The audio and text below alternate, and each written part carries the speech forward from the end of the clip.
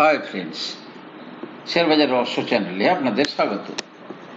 আশা করি আপনারা ভালো আছেন এবং সুস্থ আছেন। ফ্রেন্ডস, আজ নিফটির কি ফল? মার্কেট খোলার সঙ্গে সঙ্গে মার্কেট নিচে নামতে শুরু করে এবং একটা টাইম এমন হয় যখন নিফটি উপর থেকে প্রায় 500 পয়েন্ট নিচে নেমে যায়। এবারে মার্কেট বিভিন্ন টাইপের রিজন দিচ্ছে, সেই রিজন গুলো কি আমরা দেখব। বাট আমরা মোটামুটি একটা ব্যাপারে কিন্তু যেটা নির্দিষ্ট করে বলতে পারি যে আমরা কিন্তু এখনো পর্যন্ত মার্কেটের আরো কারেকশন এক্সপেক্ট করছি। যদি হয় সেটা হলে খুব ভালো, অর্থাৎ যে সমস্ত রিটেল ইনভেস্টর আজকে মার্কেট শিখে মার্কেটে ইনভেস্ট করতে আসছে তাদের জন্য এই ফলটা কিন্তু অত্যন্ত সুখকর। ঠিক আছে, তো আজকে নিফটি প্রায় 315তে ওপেন হলো, 315-16তে ওপেন হয়েছে। সেখান থেকে লো গেছিল 23,816, অর্থাৎ একদম পুরো এক্সাক্ট 500 পয়েন্ট। এবং যদি আজকের ফলের লো ধরি তাহলে দেখা যাবে নিফটি উপর থেকে প্রায় কত পয়েন্ট পড়লো? নিফটি উপর থেকে প্রায় 9 পয়েন্ট, আনুমানিক 27%, 9.3%-এর কাছাকাছি। সো ফ্রেন্ডস, এখনো কিন্তু নিফটি ডোমেস্টিক রিজনের জন্য ফল করছে। এখনো পর্যন্ত কিন্তু গ্লোবাল কোনো রিজন যদি আসে, গ্লোবাল রিজনের কারণে নিফটি ইনিশিয়ালি কিন্তু ফল করতে পারে, পরে কিন্তু গ্লোবাল রিজনের জন্য গ্লোবাল মার্কেট যদি নিচে যায় সেক্ষেত্রে নিফটি সেই পার্টিকুলার টাইম থেকে আর নিচে নাও যেতে পারে।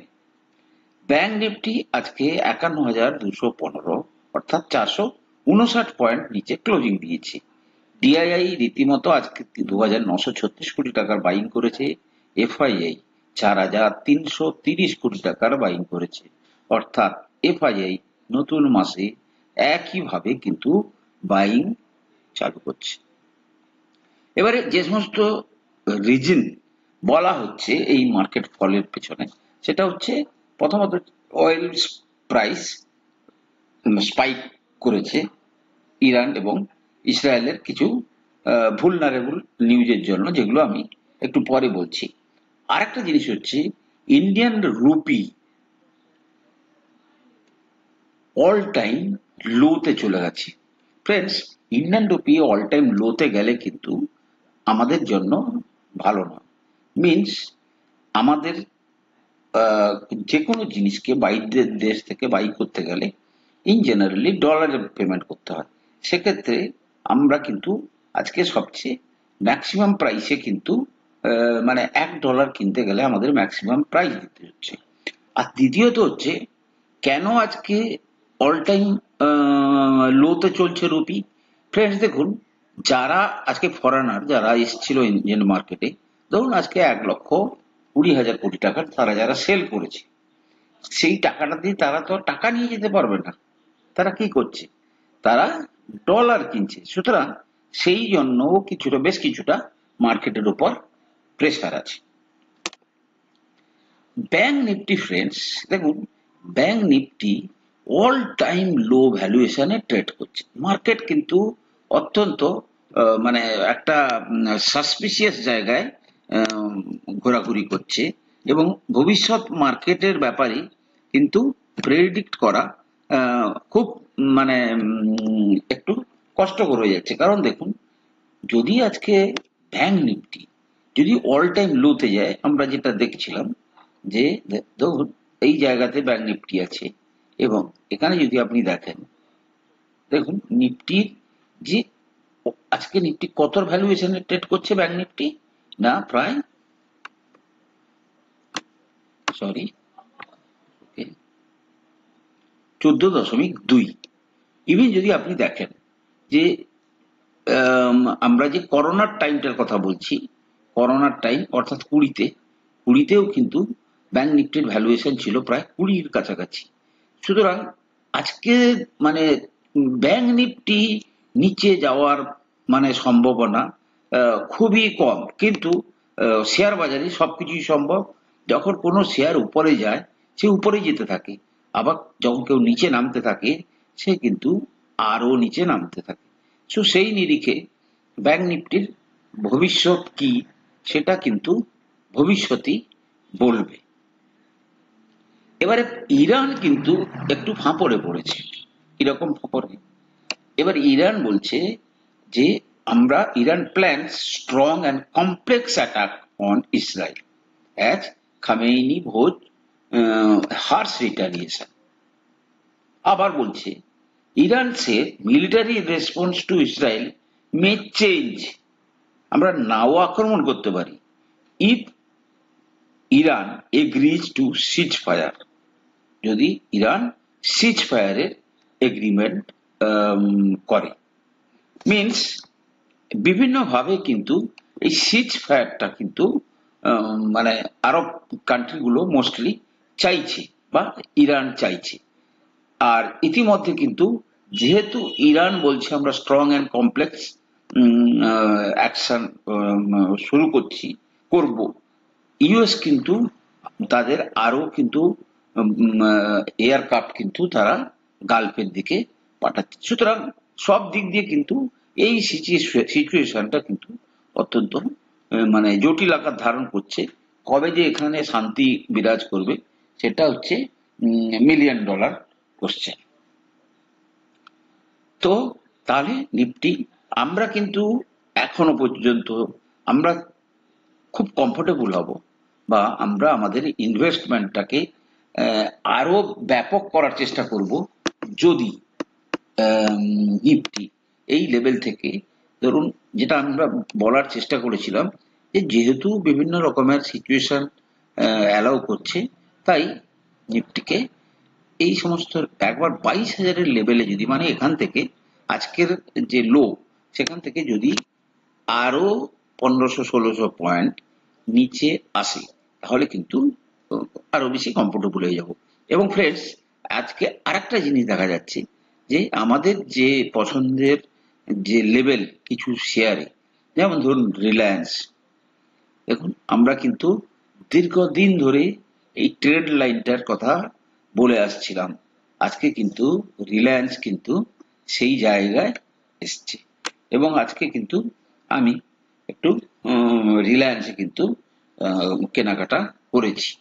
ওকে, দেখুন রিলায়েন্সের কিভাবে এটা হলো 1টা 2টো 3টে 4টে 5টা রেসিস্ট্যান্স, ঠিক আছে, এখন কিন্তু সাপোর্টের জায়গায় আছে। সুতরাং এই জায়গায় Reliance is a good buy. Okay friends, আইআরএফসির আজকে রেজাল্ট এসছে। আইআরএফসির রেজাল্ট এসছে, মার্কেট যেভাবে আশা করেছিল সেইভাবে কিন্তু আইআরএফসির রেজাল্ট আসেনি। এসছে মোটামুটি তুলনামূলকভাবে ভালো এসছে, বাট যেভাবে রেলওয়ে সেক্টর বলে একটা বড় হইচই করা হচ্ছিল, সেই জায়গায় কিন্তু তেমন ভাবে দেখা যায়নি। যেমন ধরুন সেপ্টেম্বরে যদি সেলস দেখা যায়, গত সেপ্টেম্বরে সেলস ছিল 6,767 কোটি, এবারে হয়েছে 6,900 কোটির। গত সেপ্টেম্বরের প্রফিট যদি ছিল 1,550 কোটি, এবারে এসছে সেটা 1,613 কোটি, মিনস 3-3.5% ইনক্রিজ। আবার গত জুন কোয়ার্টারে যদি দেখা যায় 6,766 কোটি টাকার সেলস, সেটা হয়েছে 6,900 কোটি, এবং প্রফিট 1,577 কোটির জায়গায় হয়েছে 1,613 কোটি।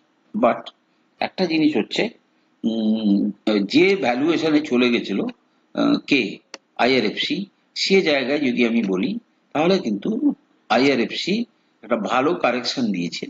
130-32 লেভেলে কিন্তু ওর ভ্যালুয়েশনটা গিয়ে দাঁড়াচ্ছে 27.3 কাছাকাছি, যে ওই লেভেলটাই কিন্তু আমরা বাই করতে পারি। ওকে ফ্রেন্ডস, নাও এখন কিন্তু ইনভেস্টমেন্টের কিছু সিনারিও চেঞ্জ হচ্ছে। কি চেঞ্জ হচ্ছে? ব্যাংকিং সেক্টরের মধ্যে পিএসইউ ব্যাংক এক, রেজাল্ট ভালো দিচ্ছে, দুই, এনপিএ তাদের কম হচ্ছে, অর্থাৎ তাদের রেভিনিউ বাড়ছে এবং তাদের এনপিএ কম হচ্ছে, এবং তারা কিন্তু অন্যান্য বড় ব্যাংকগুলোর তুলনায় অত্যন্ত সস্তা ভ্যালুয়েশনে ট্রেড করছে।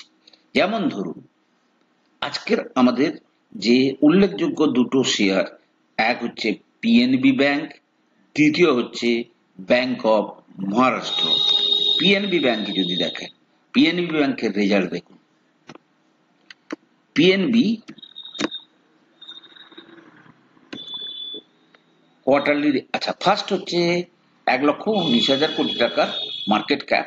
ওকে, আজকের প্রাইস হচ্ছে 104। আজকের মার্কেটে কিন্তু পিএনবি 2.64% উপরে কিন্তু ক্লোজিং দিয়েছে। পি কত?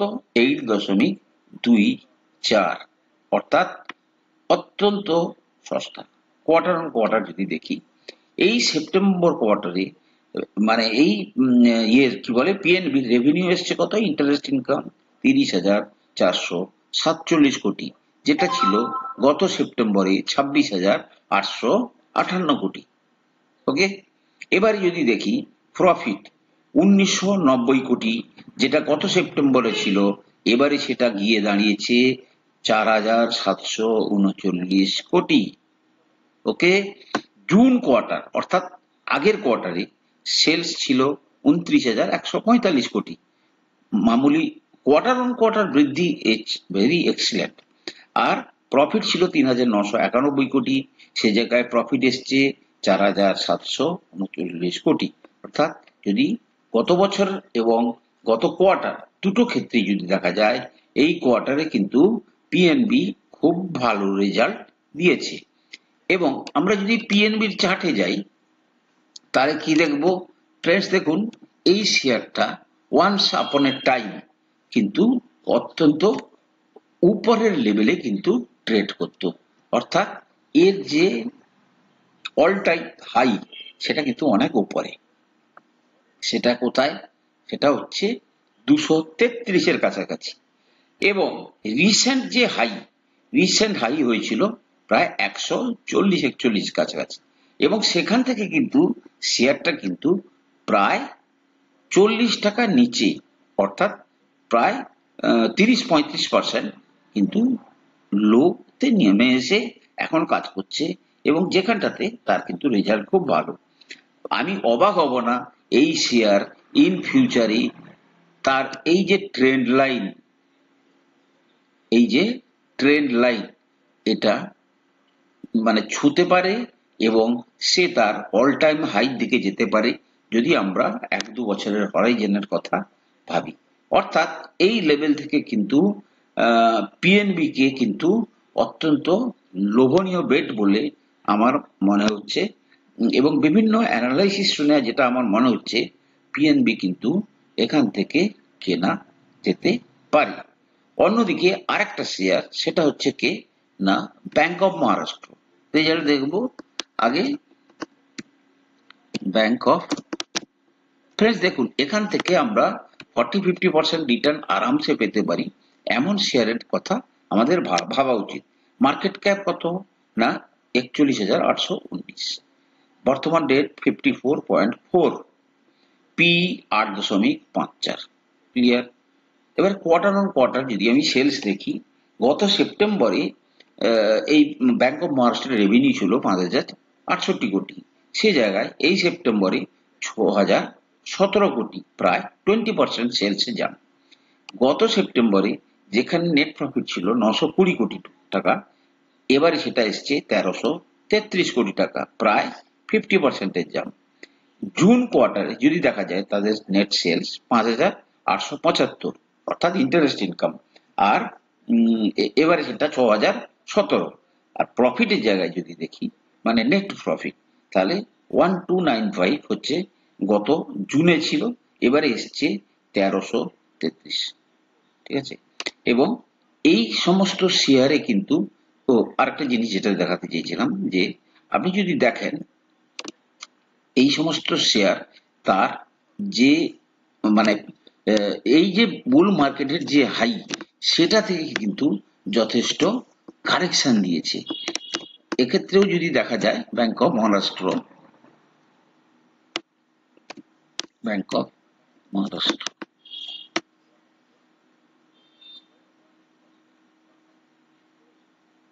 ওকে, ব্যাংক অফ মহারাষ্ট্র,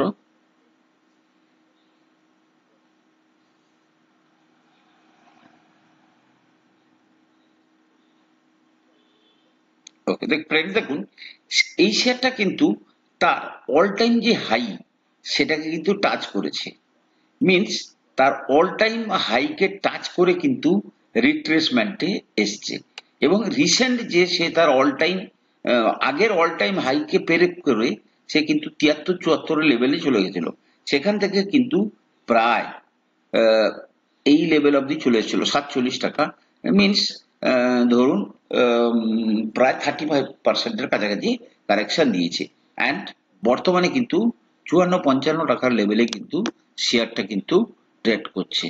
তো based on the performance, base on the valuation, এই ব্যাংকটাকে কিন্তু আপনারা ভাবনা চিন্তা করতে পারেন। অ্যাটলিস্ট সামনের দিওয়ালির মধ্যে এই সমস্ত শেয়ারগুলোতে কিন্তু 40% রিটার্ন আরামসে আমরা আশা করতে পারি বলে আমার অনুমান। ফ্রেন্ডস, আমি কোনো সেবি রেজিস্টার্ড অ্যানালিস্ট নই।